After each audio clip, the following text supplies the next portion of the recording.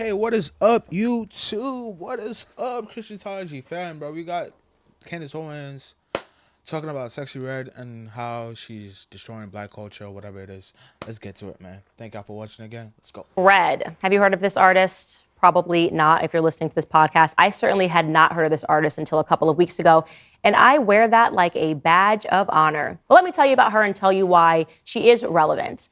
Sexy Red has 3.2 million followers on Instagram. She's got 1.2 million followers on Twitter. And on TikTok, she enjoys 1.8 million followers. So what are they following?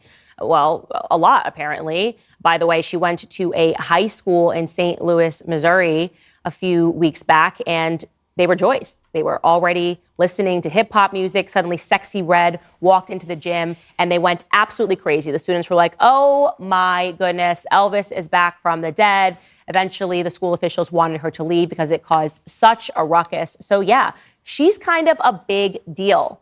But she became a bigger deal last week when I declined to cover her because I was so physically sickened by what I was looking at, when she hosted a baby shower for her second child, and she was with her baby daddy. Very proud to be with her baby daddy at this baby shower. And this isn't your traditional kind of baby shower. This one got crazy, a little spicy, a little fun. Take a look at this video.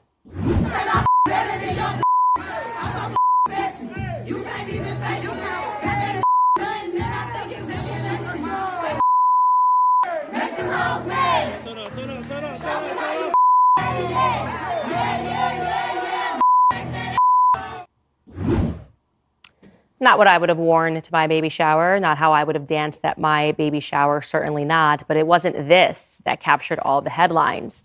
It was actually another video, which I am not going to show you because it, again, physically nauseates me. But I will show you a still of the video. And here it is. In case you can't make out what that is, that's Sexy Red bent over and a man that is in between her butt cheeks. There's just no other way to say that. That man is her baby daddy. He is wearing a mask. It's just filth. There's no other way to say it. It's pornography, I guess, is another word that you can use. And as I have always said, what we are seeing right now is a decline in culture, full stop, but particularly in Black America. There's things that you would never imagine.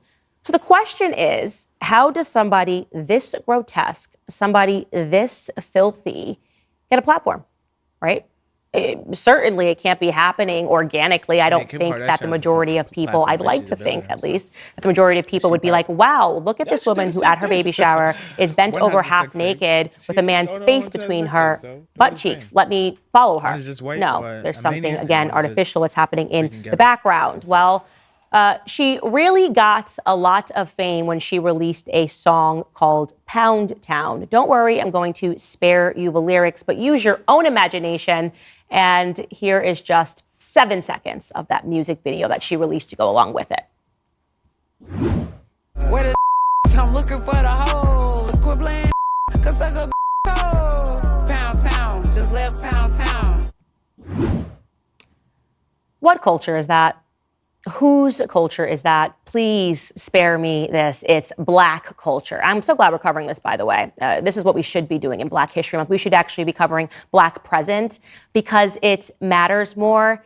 And let me tell you, what you just saw is not Black culture. That is the corrosion of what once was Black culture. But I was interested, because obviously yesterday we showed you that Ice Cube was talking to Bill Maher, and he was saying that this was very intentional, that there were people that were intentionally feeding this sort of music to the Black community because it also feeds the prison system. And you can imagine that some of those extras in that music video, and maybe even Sexy Red herself, might spend some time in prison in the future. It wouldn't be hard to imagine that. And so I looked into who platformed this young woman, actually, who is the record company or the media conglomerate that's behind her. And it turns out that first it was an independent record that picked her up in 2021, but then in 2023, and the reason why she's starting to gain so much popularity, a media company called Gamma began distributing her music. And Gamma has a lot of power. I'll tell you why Gamma has a lot of power. Because the two individuals that started Gamma, one of them came out of Apple. His name is Larry Jackson. And the second one of them came from Interscope Records. He has a ton of clout in the record community, the music community industry, so to speak. And his name is Ike Youssef. Okay, let's keep going down this. Let's keep following this. Ike Youssef, people might want to stand out and say, okay, who is this guy? Now, when I hear the name Youssef, it instantly signals to me that this person is either Muslim or Jewish, Arab perhaps, the Youssefs that I know in my life. And that's curious because I remain convinced that a Muslim exec and a Jewish exec would never put a Muslim and a Jewish artist that was putting this sort of music on the airwaves onto their platforms. And by the way, that's not their fault. A lot of times you want to blame, what does that mean? No. Okay. Why would you want to get to the top and then harm your own community? It's ridiculous that you don't blame them for that. But the second person, Larry Jackson, who I mentioned before, is Black.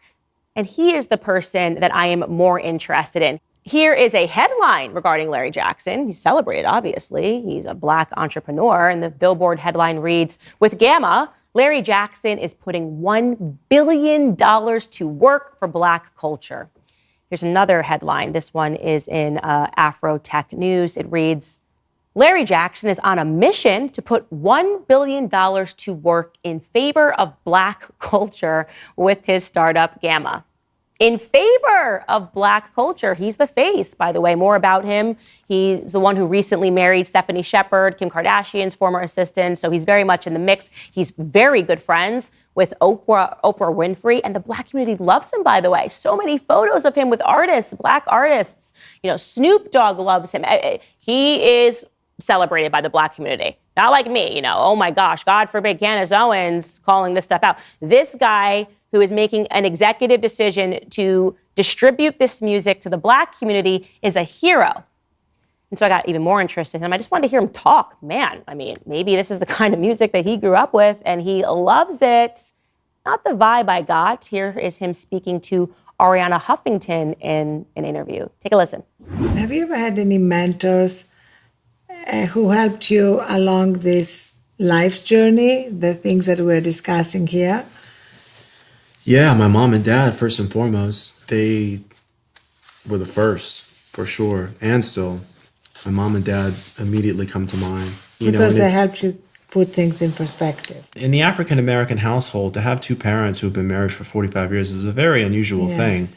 And something that I really, find to be unique and special and the spine and the backbone of my life. So their wisdom and also like the freedom and the latitude that they gave me at such an early age. I don't even know why they even did really at all, but they did. Just to be me was the initial mentorship that I needed to really kind of get to the first few points that were pretty vital and important.